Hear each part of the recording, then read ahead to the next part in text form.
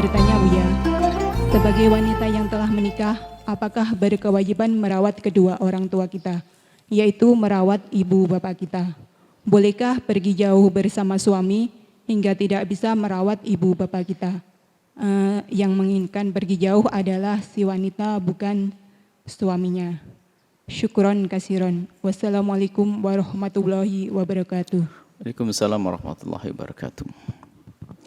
Jika ada orang tua yang fakir dan memerlukan, ini sekaligus kita sambungkan dengan tadi bab zakat.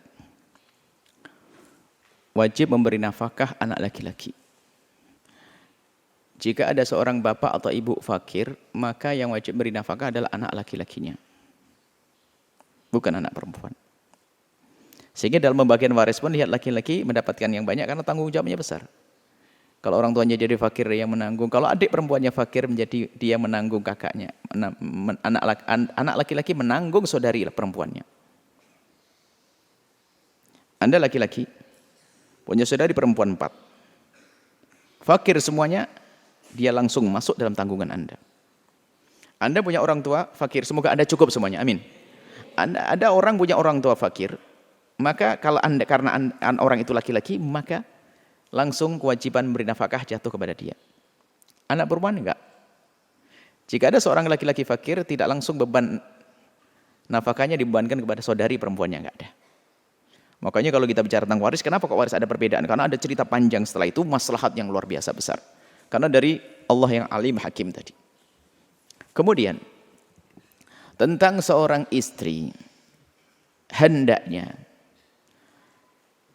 bukan hendaknya, harus ada di hati setiap anak, apakah dia laki-laki dan perempuan, berniat untuk selalu memaksimalkan dalam berkhidmah melayani orang tuanya. Jangan terlintas di hati sekecil apapun dari lintasan tersebut untuk menghindar dari mengabdi kepada orang tua. Jadi jangan sampai ada lintasan untuk lari pergi. Wah, pergi saja deh kalau di sini ruwet. Awas, hati-hati, ruwet malahan di luar sana. Urusannya kok menghindar dari orang tua. Termasuk seorang perempuan tadi kan, keinginannya dia untuk pergi, naudzubillah. Sementara orang tuanya memerlukannya. Jangan berkeinginan untuk pergi. Sama sekali. Kecuali yang menginginkan suaminya. Suaminya karena bekerja sebuah tempat dan dia memerlukan dia, lalu dibawa oleh seorang suami. Lah ini barulah sah pertanyaan ini. Tapi kalau suaminya membebaskan, kau boleh tinggal bersama orang tuamu, bersama suami orang tuamu. Ngabdi kepada orang tuamu, berbuat baik pada orang tuamu selagi suamimu mengizinkan. Atau bahkan mungkin tinggal di situ bersama-sama merawat orang tuamu, wahai wanita. Kalau ternyata suamimu menghendakimu pergi, kau di bawah naungan seorang suami, ikut. Lalu bagaimana kisah orang tuaku, saya seorang perempuan diajak oleh suamiku pergi. Harus meninggalkan kampung halamanku. Sementara orang tuaku memerlukan bantuan dariku. Musyawarahlah kepada suamimu. Yang harus kau dahulukan memang suamimu. Karena suamimu orang benar, yang repot kan mengambil di suami dari asal tempat, nggak pakai mikir, hanya kecantol di Facebook. Nggak tahu siapa dia. Kalau suamimu benar, pasti akan menghargai pendapatmu. Pasti peduli dengan mertuanya. Mungkin engkau sebagai seorang istri tidak bisa menemani bapak ibumu. Tapi karena suamimu orang baik, mungkin akan berpikir, mungkin kita akan kirim orang yang bisa membantunya.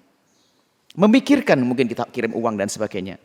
Karena aku perlu kepadamu, wahai istriku. Aku harus denganmu. Mungkin begitu. Dimusyawarahkan yang baik.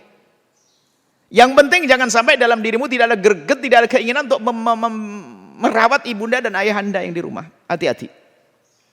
Suami ya nomor satu kan suami. Kalau seandainya ibunya sakit, bapaknya sakit dan sebagainya, jika suami belum mengizinkan, ya jangan pergi dulu ke sana. Karena mungkin lebih penting urusan suami. Tapi suami yang baik tidak mengizinkannya. Suami baik kok. Yang jadi masalah kan sekarang itu suaminya juga nggak baik. Salah faham lagi dari baca kitab Uqudul Ijan. Kamu sudah diberikan kepadaku. Kamu tidak boleh ke sana lagi. Ini salah faham baca kitab. Suami yang baik adalah suami yang akan memberikan kesempatan kepada istrinya untuk mengabdi seluas-luasnya kepada ibundanya. Karena dia ngerti kalau istrinya seorang pengabdi yang baik kepada ibunda dan bab ayahandanya, berarti dia istri yang solehah. Kalau seorang istri ngabdinya benar, berarti solehah. Seolah-olah begini bahasanya seorang suami, wahai istriku, kemanapun kau pergi jangan Saya tidak izinkan kau pergi kemanapun kecuali izin khusus denganku. Iya bang, kecuali kepada ayah ibumu, bebas. Istriku kau tidak boleh mengeluarkan uang kecuali izin dariku, kecuali untuk kepentingan bapak ibumu. Oh, itu suami yang hebat. Jadi seperti itu. Jelas. Jadi dasarnya seorang istri ngikut suami. Tapi kalau seorang istri yang sengaja menghindar dari bapak ibunya, sengsara hidupnya. Hati-hati, orang tua dihindari. Kecuali ada hajat tadi ngikut suaminya, babnya beda. Pun demikian setelah berkumpul dengan suaminya, diskusikan terus-menerus tanpa henti. Bagaimana bisa mengabdi kepada ibunda dan ayahandanya. Mengabdi tidak harus datang kok, tidak harus kumpul. Kecuali mendesak sang ibu atau ayah menghendaki perkumpulan, maka baru dipikirkan. Apakah diboyong dan seterusnya. Pikirkan. Seperti itu, intinya hatimu. Jangan ada terbetik di hati keinginan untuk menjauh, menghindar dari orang tua. Berarti adalah alamat hilangnya rasa rindu untuk mengabdi dan berbakti. Hati-hati. Kalau sudah nggak punya jiwa bakti, mungkin tidak ada cinta, iya. Mungkin orang tuanya terlalu salah, terlalu nggak baik, terlalu nggak benar, tidak ada cinta.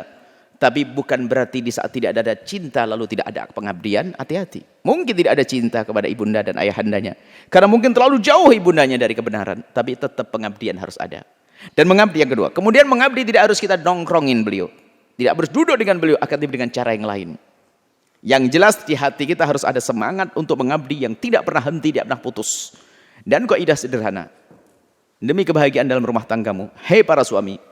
Bantulah istrimu agar semakin hari semakin baik kepada orang tuanya.